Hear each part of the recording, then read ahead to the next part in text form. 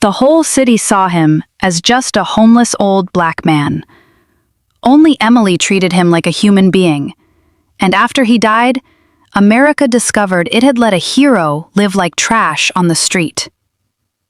Emily Carter was 24, white, tired to the bone, and far too young to look as worn down as she did.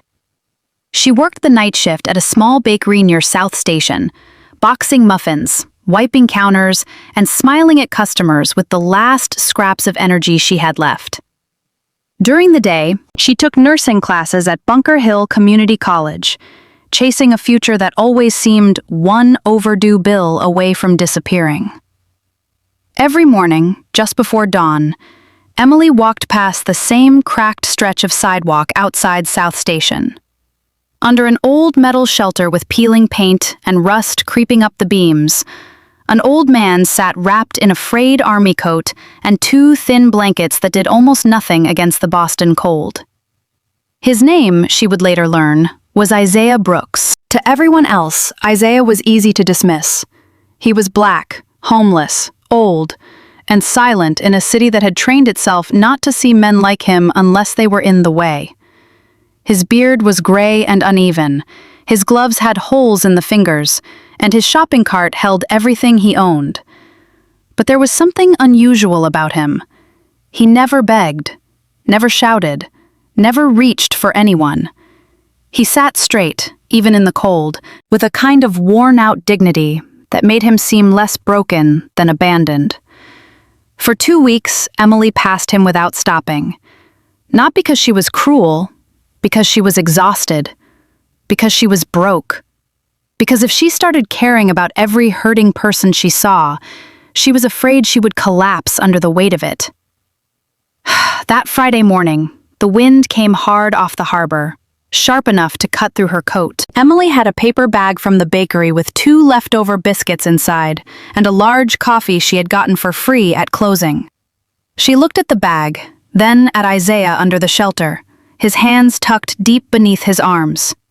Before she could talk herself out of it, she crossed the street. "Sir?" she said softly. Isaiah looked up. His eyes were dark, clear, and guarded.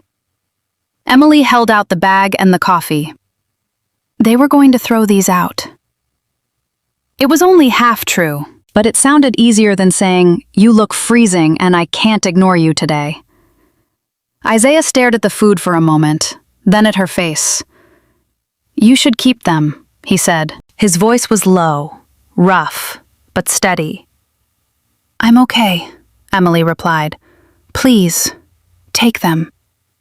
He accepted the bag carefully, as if refusing to snatch at kindness was the last piece of pride he still owned. "Thank you," he said. "That's a dangerous thing you're doing." Emily frowned. "Giving you breakfast?" "Seeing somebody other folks already decided doesn't matter." That answer stayed with her. A few yards away, Officer Daniel Reeves, a white patrol officer in his mid-30s, with a square jaw and the watchful eyes of a man who trusted procedure more than people, stood beside his cruiser, finishing bad coffee from a paper cup. He had seen Emily stop. He walked over, not rude, but skeptical. "You know him?" Daniel asked. Emily shook her head. "Not really." Daniel glanced at Isaiah, then back at her. "You should be careful. You're too trusting." Before Emily could answer, a well-dressed white woman in an expensive camel coat came down the sidewalk with a little boy in a Navy school uniform. Her heels clicked sharply against the pavement. When she noticed Isaiah, her mouth tightened. She pulled the boy closer at once.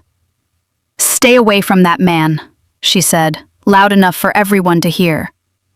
"People like him are dangerous."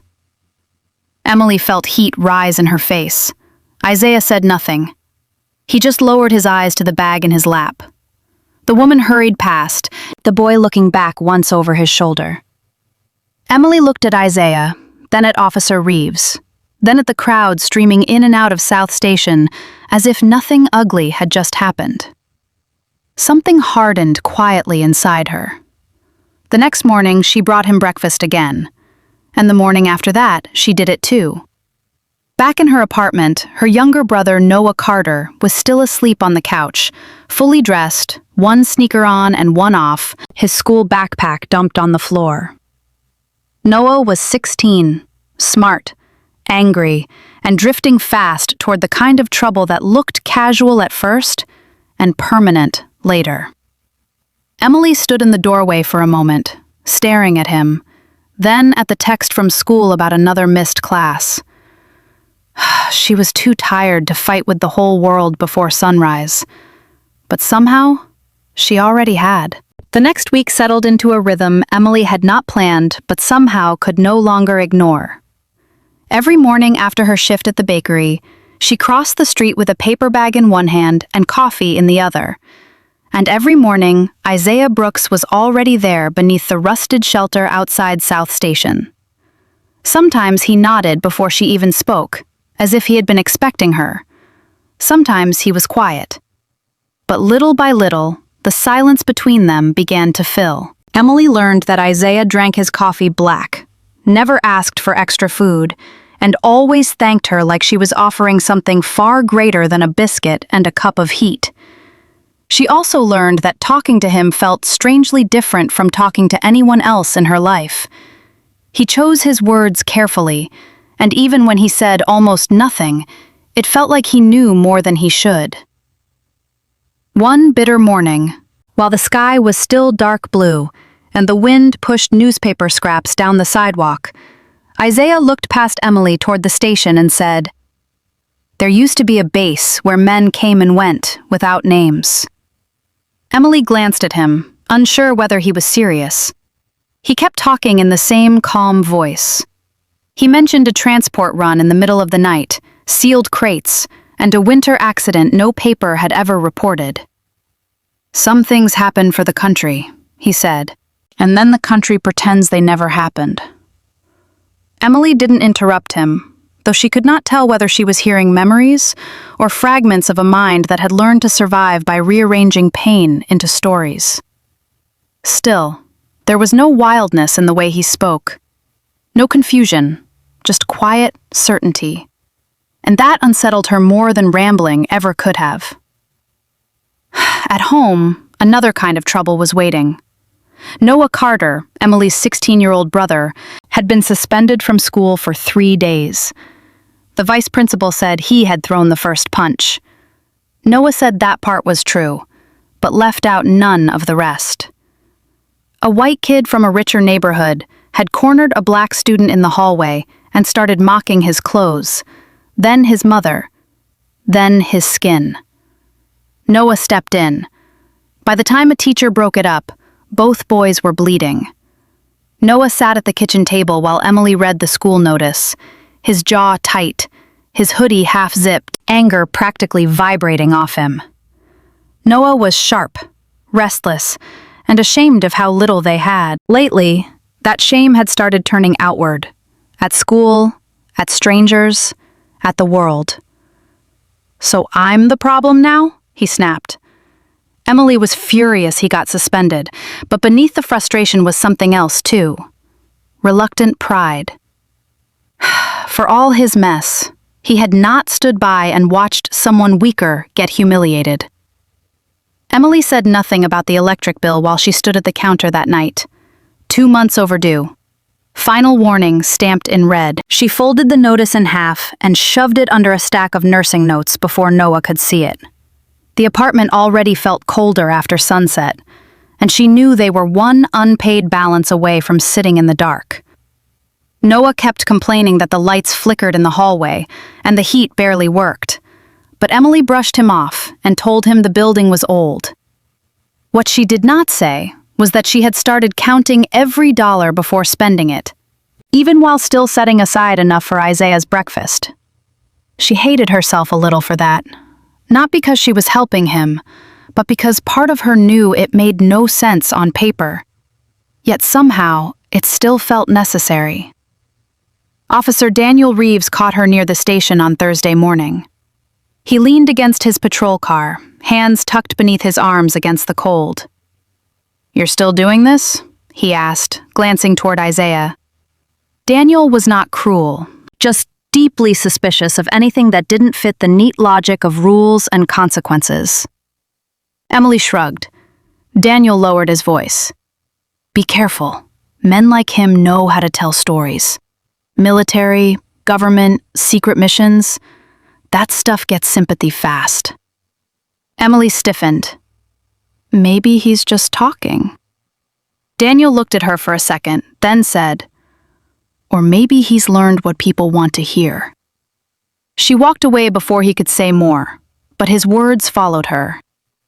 Later, when Isaiah casually mentioned a restricted airfield and a convoy that had changed routes after midnight for reasons above everyone's pay grade, Emily caught herself listening differently. Not with less kindness, just with more questions. That same afternoon, the neighborhood reminded her exactly how men like Isaiah were seen. A cafe owner near the station came outside in a wool coat and leather gloves, irritation written all over his face. He spoke to a private security guard, not quietly enough. "He's bad for business," the man said, jerking his chin toward Isaiah. "Customers don't want to eat looking at that." The guard approached Isaiah and told him to move along. Isaiah didn't argue. He just gathered his blanket slowly, with the tired patience of someone used to being erased in public. Emily, still standing at the corner waiting for the light, felt anger burn through her exhaustion. The owner turned away like he had solved a sanitation issue, not displaced a human being. And the people passing by did what they always did. They looked anywhere else. The next morning, Emily came earlier than usual. Isaiah was back under the shelter, as if the city's cruelty had simply reset overnight. She handed him a warm muffin, and he gave her the faintest smile. Around them, Boston kept moving, cold and fast and indifferent. But for 10 minutes in the half-light before sunrise, the man nobody wanted to see was no longer invisible. The cold that morning felt meaner than usual, the kind that crept through gloves and under collars and made everyone on the sidewalk walk faster, eyes down, shoulders tight. Emily had just handed Isaiah a coffee and an egg sandwich when a man stumbled out of a bar side entrance half a block away, already drunk before sunrise. He was white, red-faced, and wearing an untucked dress shirt under an expensive overcoat. He looked at Isaiah, then at Emily standing beside him, and laughed with the ugly confidence of someone used to never being challenged. "Look at this," he slurred, crushing his empty paper cup and tossing it straight at Isaiah's chest. The cup bounced off Isaiah's coat and fell into his lap. "You people always end up where you belong," the man spat, following it with a racial slur loud enough to slice through the whole corner outside South Station. A few pedestrians slowed. Most kept moving. Emily stepped forward before she even thought about it. "What is wrong with you?" she snapped, her voice ringing louder than she expected.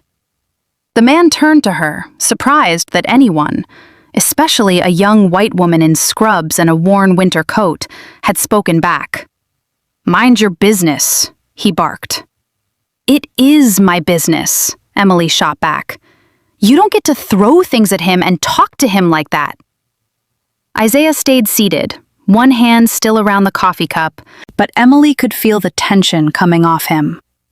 The drunk man muttered another slur, then sneered, "You don't even know what he is."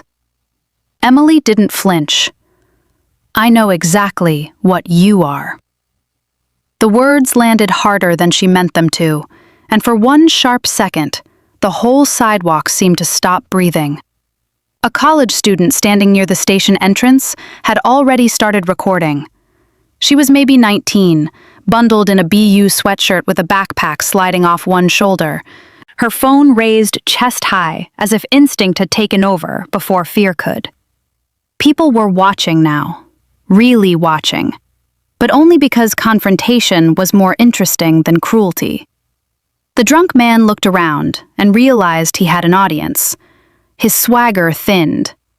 Still, he pointed at Isaiah and shouted, "This city babies men like him and forgets its own." Emily opened her mouth again, but footsteps cut through the moment.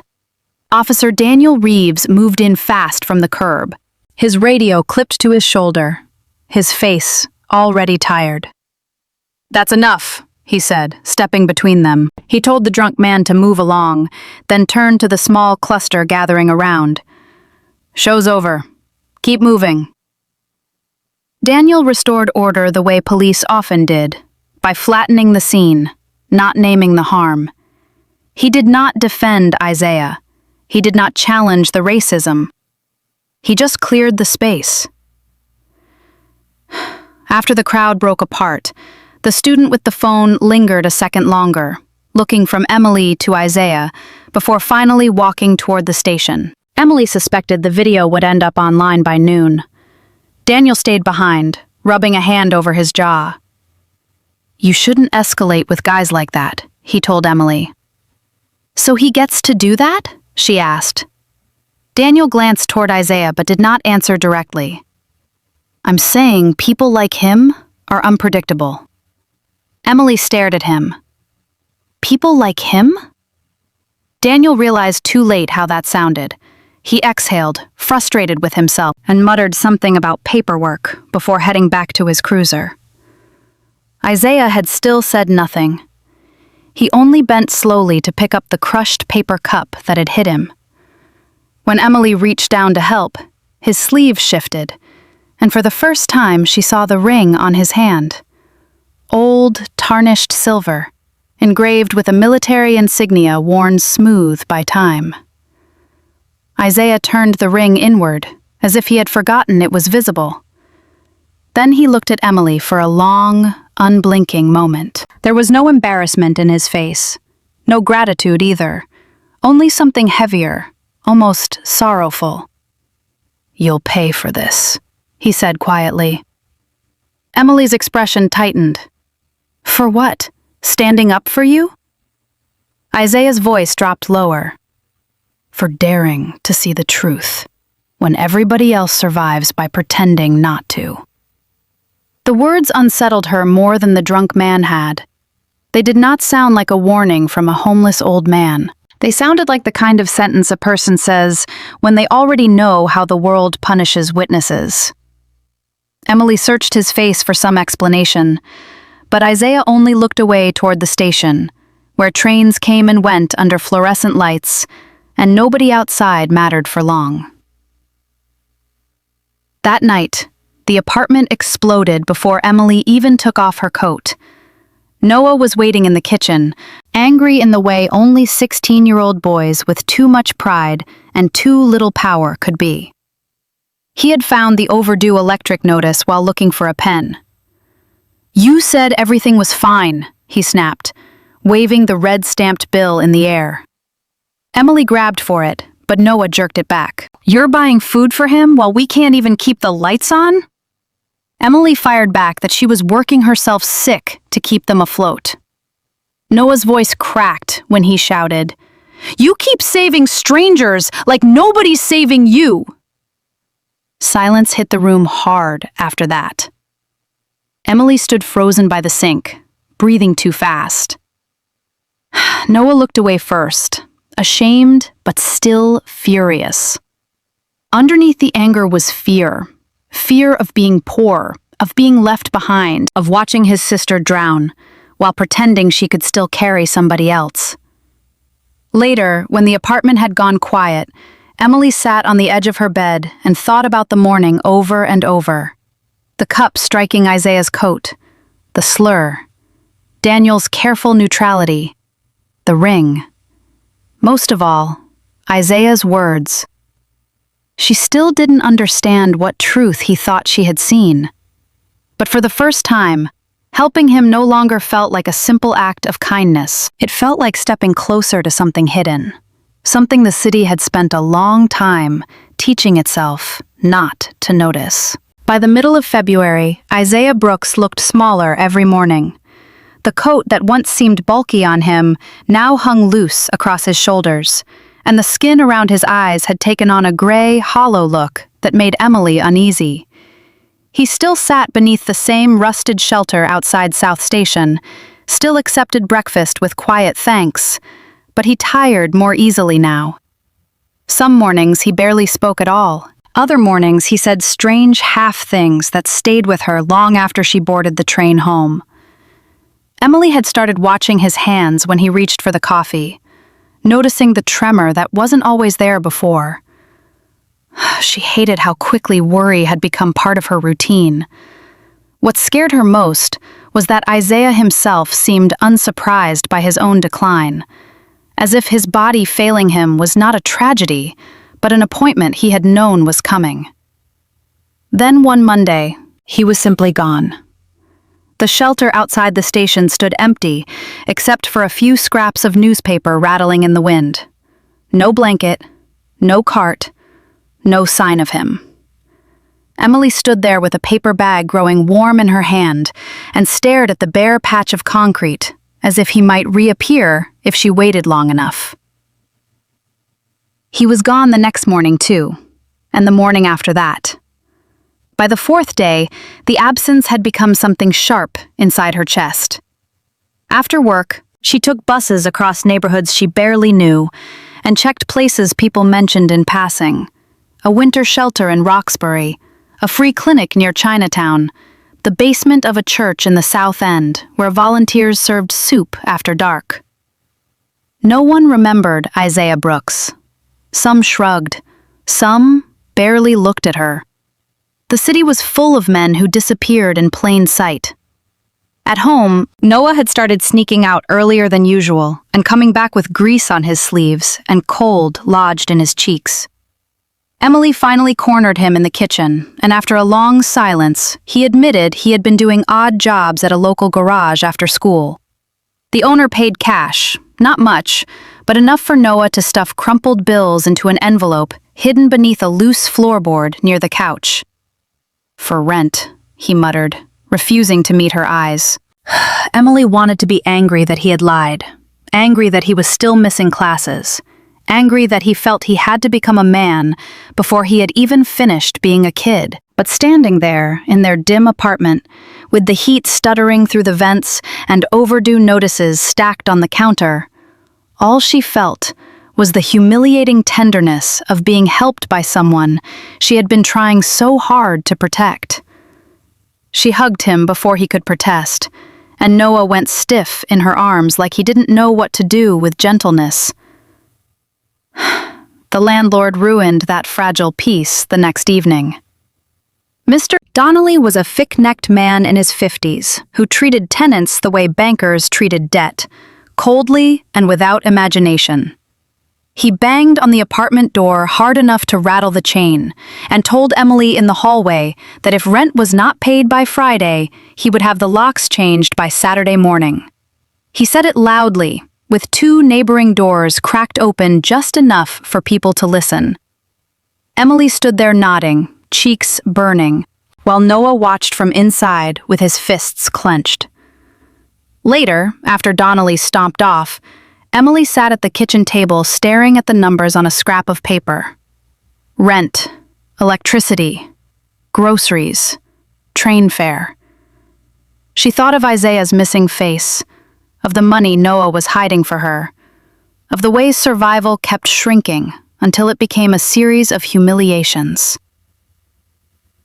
Officer Daniel Reeves, meanwhile, had not forgotten Isaiah either, though he pretended otherwise when Emily asked. In truth, Daniel had already run the name through old local intake records, shelter contacts, and a dusty police database used mostly for identifying vulnerable adults with prior service history. Nothing useful came back. No warrants, no fixed address, no next of kin, just fragments and blanks. The lack of information bothered him more than he admitted. Isaiah did not fit the usual pattern of men who lived rough around the station. Daniel remembered the ring Emily had noticed, the way Isaiah carried himself even when he had nowhere to go. When Emily mentioned that Isaiah had talked about transport routes and bases and sealed accidents, Daniel almost dismissed it. Almost. Instead, he told her carefully, People invent pasts when the present gets too ugly. But when he said it, even he didn't sound convinced. Emily walked away thinking the same thing she had started thinking herself. What if Isaiah had not been inventing anything at all? On the 6th morning, just when Emily had begun to fear the worst, Isaiah was back under the shelter as if he had risen out of the city's cracks overnight. But he looked terrible.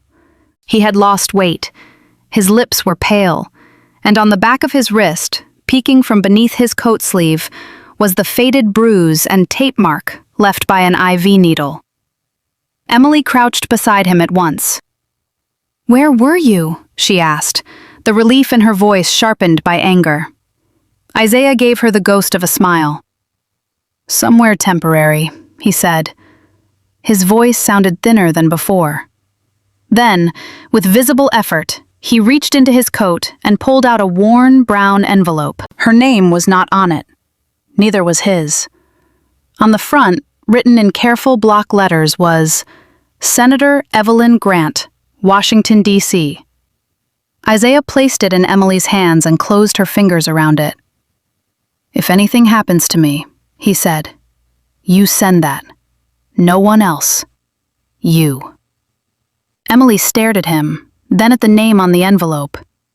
She had no idea why a homeless old black man from Boston would know a U.S. senator, let alone trust her with something meant for one. But looking at his face, the exhaustion, the certainty, the strange dignity that never left him, she nodded. "Okay," she said quietly. "I promise." Snow had started falling before dawn, thick, wet flakes that turned the sidewalks around South Station slick and gray. Emily spotted Isaiah from across the street the moment she stepped off the curb. He looked worse than he had 2 days earlier. Too still, too pale, one hand gripping the bench rail as if the effort of staying upright had become physical work. She hurried toward him with a paper bag tucked under her arm and coffee warming her fingers through the cardboard cup. "Isaiah?" she called softly. He looked up as if from very far away. For 1 second, his eyes seemed to clear.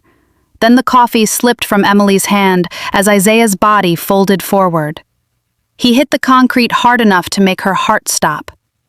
"Help!" she screamed, dropping to her knees beside him as snow melted against his coat. "Somebody call an ambulance!" His breathing came shallow and wrong, and no matter how many times she said his name, he did not answer. The paramedics arrived fast, but not fast enough for Emily's panic. She climbed into the ambulance before anyone could stop her, one hand wrapped around the rail by Isaiah's stretcher, the other shaking so hard she could barely text the bakery manager that she would miss her shift. At the emergency room, the fluorescent lights made everything look colder. A triage nurse with sharp brows and a clipped voice scanned Isaiah once and asked for his ID, insurance card, and emergency contact. Emily had none of it. When she explained he was unhoused, the nurse's expression hardened instead of softening. "Then he needs county intake," she said flatly. "Beds here are for acute cases with documented records." Emily stared at her in disbelief. "He collapsed in the snow," she said. "He needs care." The nurse glanced toward Isaiah and muttered, not quietly enough, "Men like him always end up here when the weather turns." Emily heard the insult beneath the words instantly. It was not policy speaking. It was contempt. Emily refused to back down. She followed the gurney, arguing past orderlies, interns, and intake staff until a security guard stepped in front of her. Her voice shook, but it never dropped. "You are not shipping him off like broken furniture," she said. "He was barely conscious when he came in." The same nurse crossed her arms and said, "Ma'am, this hospital can't give a full bed to every homeless man dragged through the door." Emily felt the sentence hit like a slap. Before she could answer, Officer Daniel Reeves appeared in the hallway, having responded after the EMTs logged the transport. He took one look at Emily's face and another at Isaiah on the bed, oxygen clipped to his nose, skin waxy with exhaustion. Something in Daniel shifted. Maybe it was shame. Maybe it was the memory of every time he had dismissed Isaiah as just another storyteller under a station awning. "Run his name again," Daniel said to intake, more sharply than usual, "and don't use the standard shelter filter." This time Daniel stayed. He leaned over the desk, made calls, pushed through an old veteran services access point most ER staff never touched, and refused to move until someone higher up checked the deeper system archives. While the search crawled across screens, Daniel stood beside Emily instead of across from her. "I should have looked harder before," he admitted quietly, eyes fixed on the monitor. Emily said nothing, but his embarrassment was plain. Minutes later, a restricted notice flashed on the terminal. The intake clerk frowned and clicked deeper. A partial record appeared. Isaiah Brooks, U.S. Army. Prior service confirmed. Then a series of blacked-out sections. One surviving entry referenced a transport operation, 1989. Another mentioned an internal review hearing, classified and sealed. Nearly everything else had been stripped, redacted, or erased into bureaucratic shadow. Daniel stared at the screen like it had accused him personally. Emily's breath caught. Isaiah had been telling the truth, or enough of it to terrify her. By then, Noah had arrived at the hospital, breathless and underdressed, his hoodie damp with melted snow. Emily must have sounded shaken on the phone because he had come without arguing, without swagger, without the defensive anger he wore like armor. He stopped short when he saw Isaiah in the bed. For the first time, Isaiah did not look like the old man on the corner Noah had only heard about. He looked fragile, human, mortal. Noah moved closer, eyes fixed on the oxygen line and bruised wrist. "That's him?" he asked quietly. Emily nodded. Noah swallowed hard and looked away, suddenly ashamed of every joke he had made about Emily saving strangers. Whatever else he had expected, it had not been this. Not a man so reduced, and yet so clearly someone who had once mattered. As morning turned to afternoon, Emily checked her phone and saw 3 missed calls from the bakery. Then one final voicemail from the manager, warning that one more no-show could cost her the job. She deleted it without listening to the end. Losing work scared her. Rent scared her. The overdue electric bill, the landlord, Noah's suspension, all of it still waited outside the hospital walls. But none of it felt more urgent than staying. She sat beside Isaiah's bed while snow blurred the city beyond the window, and Daniel quietly copied down the reference numbers from the restricted file. Between the machines and the white noise of the ward, Emily looked at Isaiah's face and realized the city had not just ignored him. Someone, somewhere, had erased him on purpose. Isaiah Brooks was moved to a veterans care facility across the river 3 days after the hospital found what remained of his file. It was cleaner than the ER, quieter, too, with pale walls, careful voices, and the kind of order that made suffering look easier from a distance. Emily visited whenever she could, sometimes before class, sometimes after picking up extra hours, always carrying something small, fruit, coffee, a newspaper he rarely read. Isaiah spoke less now. The pauses between his sentences stretched longer, and some days he seemed to drift in and out of the room even while his eyes were open. Still, whenever Emily stood to leave, he would nod once, as if she had fulfilled something important just by showing up. 3 weeks later, on a rainy Thursday morning, the facility called to say he had passed in his sleep. Emily stood in her kitchen listening to the words, one hand still wrapped around a mug that had already gone cold. When she arrived to collect his things, there was almost nothing. A folded blanket, a worn coat, the old ring, and a plastic bag of personal effects that seemed too small to contain an entire human life. Back at the apartment, Emily set the bag on the table and stared at the brown envelope Isaiah had placed in her hands days before the collapse. For nearly an hour, she didn't touch it. The promise she had made suddenly felt heavier now that he was gone, and no longer there to explain it. Part of her wanted to leave it sealed forever, to let the dead bury their own truths. Another part knew that doing nothing was exactly how men like Isaiah disappeared. Finally, with Noah sitting across from her in silence, she slid a finger beneath the flap and opened it. Inside was a handwritten letter, a faded photograph, and a photocopied set of military documents marked with signatures she didn't recognize, but authority she could feel. The photograph was old enough that the edges had curled brown.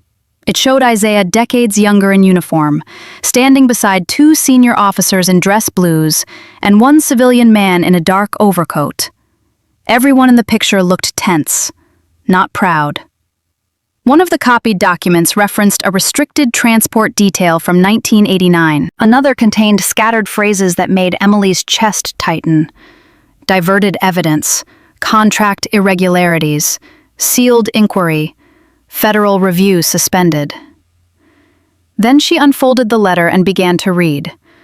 Isaiah wrote plainly, with no drama and no self-pity. He explained that he had once been assigned to escort materials tied to a covert transfer involving military contracting fraud. The evidence had implicated powerful men. When he tried to speak about what disappeared during that operation, the inquiry turned inward.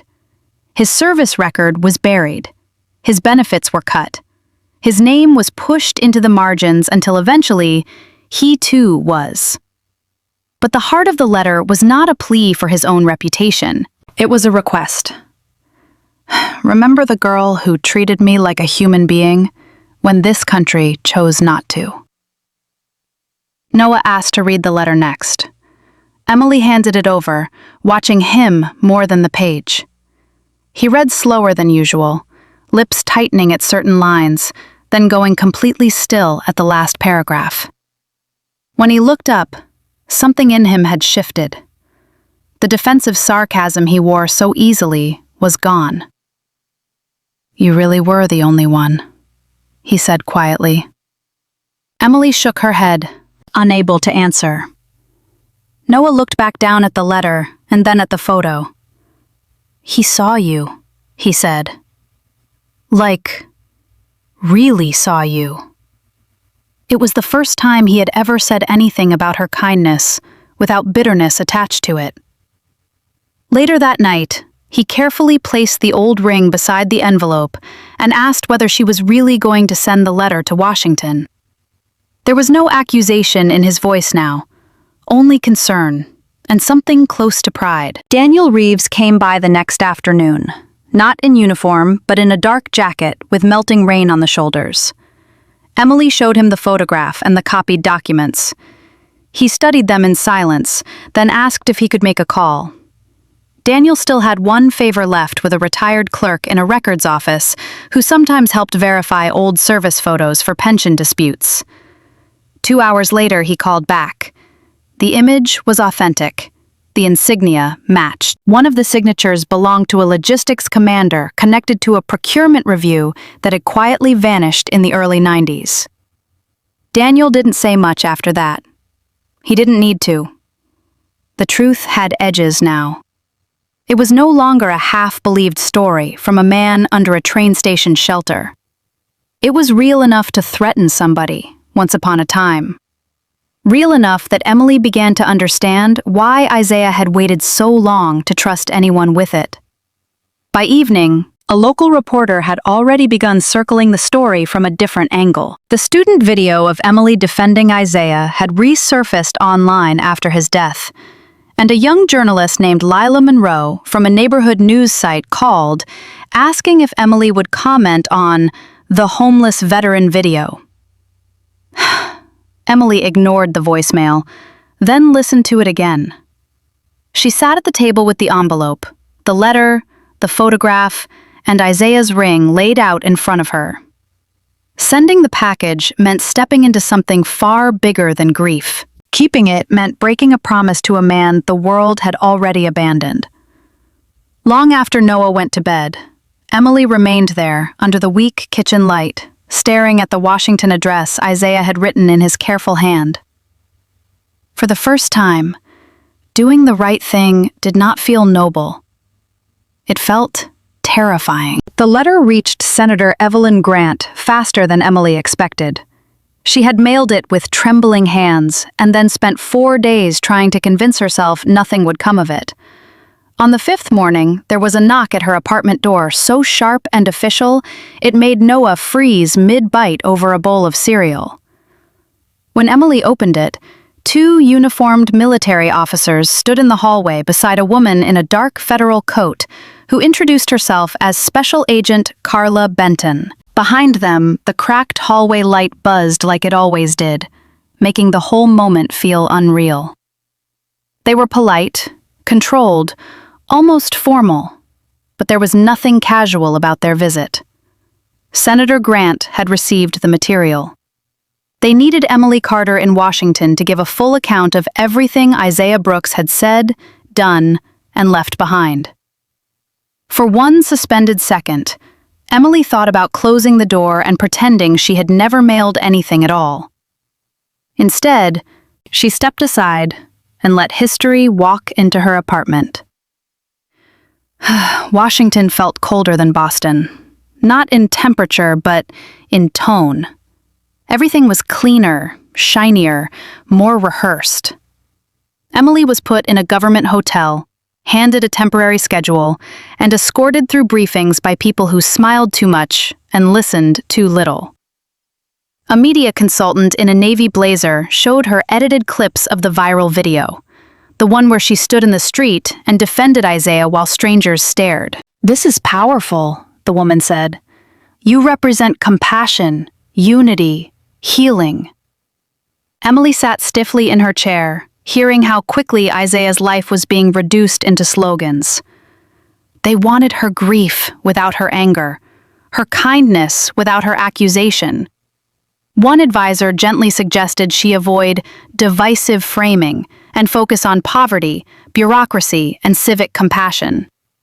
Emily looked at him for a long moment and realized they were trying to polish the story until it became harmless. But Isaiah had not been erased harmlessly.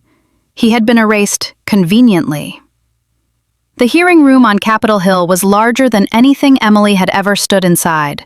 All polished wood, microphones, and carefully controlled silence. Cameras lined the back wall. Staffers moved like nerves in human form. Before she was called, Emily caught sight of the student video playing on a cable news screen in the hallway, looped again and again, with headlines about the Boston homeless veteran case. Back home, Noah watched from a television mounted in the corner of the school library, surrounded by classmates who finally knew his sister's name for something other than late rent and worn-out clothes. For the first time in a long while, he did not look down when people looked at him. He sat straighter, jaw set, pride rising through all the years of embarrassment and anger. In that same hour, Daniel Reeves submitted a formal supplemental report to the inquiry panel, documenting repeated occasions when local patrols and business complaints had pushed Isaiah from public spaces without ever asking why a man with military bearing had vanished into that condition. At first, the hearing moved the way everyone expected. Senators spoke about institutional gaps, service failures, and the need for review. Emily answered carefully, describing the station shelter, the breakfasts, the collapse in the snow, the brown envelope. Then one senator with a smooth voice and an expensive flag pin asked whether it was really productive to introduce race into a matter of administrative neglect. Another called Isaiah's suffering tragic but universal, as if universality erased the specifics of who gets abandoned fastest. Emily felt something inside her sharpen. When her turn came again, she leaned toward the microphone and stopped trying to sound grateful. Isaiah Brooks was not ignored only because he was poor, she said. He was ignored because he was old, black, homeless, and easy for people to step around without guilt. The room changed. You could feel it. This system didn't just lose him, she continued. It learned how not to see him. And a lot of people were comfortable with that. One senator tried to interrupt, gently at first, saying the committee should not assume motive where only failure had been established. Emily did not raise her voice, but she did not retreat either. "Motive?" she said. "I stood there while people called him dangerous just for sitting still. I watched businesses throw him away from their sidewalks. I watched hospital staff act like he was taking up space meant for someone more deserving. And I watched people soften only after they found out he had once served powerful men." Her words landed harder because they were plain. No script, no polish. Just truth stripped down to nerve. She looked from one face to another and added, "If Isaiah Brooks had been a white veteran in a tailored coat telling the same stories, someone would have listened long before he was dying in the snow." No one answered her. Even the senators who disliked what she said understood that to challenge her directly would expose more than silence ever could. By the time the hearing ended, the mood of the room had shifted from ceremonial to dangerous. Reporters rushed for the hallway. Staffers whispered into phones. Screens everywhere replayed not just the old station video now, but Emily's testimony too. Daniel's supplemental report was entered into the record. The language around the case was changing in real time, no longer just about bureaucratic neglect, but about selective neglect, racial neglect, intentional invisibility. Outside the chamber, cameras turned toward Emily as if she had become the story. She hated that feeling instantly, but as she walked past the microphones, she understood something new. She had not come to Washington to be admired. She had come to make it impossible for them to look away again. The investigation did not unfold quietly. It exploded. Within days of the hearing, sealed records were reopened, retired officials were subpoenaed, and the names buried in Isaiah Brooks's documents began surfacing on every major network in America. Former procurement officers denied everything until signatures, transfer logs, and internal memos dragged them into the light, one by one. Defense contractors who had grown rich behind layers of patriotic language suddenly found cameras waiting outside their homes. Men who had spent decades hiding behind titles, medals, and polished speeches were forced to answer for the fact that they had let evidence disappear, and let the soldier who tried to protect the truth disappear with it. For the first time in a very long time, the powerful looked afraid. And for once, fear belonged exactly where it should. Isaiah Brooks's name was cleared in full 6 weeks later. The official statement called it a grave institutional failure, but the country understood it as something uglier and more human than that. Cowardice, racism, and convenience wrapped in bureaucracy. He was reclassified with full honors, his service restored, his benefits posthumously recognized, and his role in the 1989 transport operation formally entered into the record. The Army announced that Isaiah Brooks would be buried with full military honors at Massachusetts National Cemetery. On the morning of the service, television anchors who would never have looked twice at him when he was alive now spoke his name with solemn respect. The flag-draped casket, the polished boots, the folded colors placed with precision into ceremonial hands. All of it moved across national screens with the kind of dignity Isaiah had been denied on the sidewalk outside South Station. Emily watched it happen not from a distance, but from the front row. And that was the part that made the ending feel almost surgical in its justice. The nurse who had once implied Isaiah was not worth a hospital bed stood frozen in her break room, staring at the mounted television as commentators praised his courage and sacrifice. The cafe owner who had him pushed away for ruining the neighborhood watched in silence, while the same man he treated like trash was saluted by generals and mourned by a nation. Neighbors, commuters, and strangers who had stepped around Isaiah for months now saw soldiers in dress uniform bow their heads before his coffin. No one had to punish them publicly. The truth did worse. It made them witness exactly who they had been. Across the country, people who once dismissed the old black man under the shelter had to live with the image of honor they had refused to recognize while he was still breathing. The changes that followed were not just symbolic. The Isaiah Brooks Veterans Outreach Fund was established with federal backing, private donations, and emergency grants redirected from suspended contractor accounts. Emily was asked to become its first community liaison, helping connect homeless veterans with housing, record support, and mental health services before they vanished into the same cracks Isaiah had fallen through.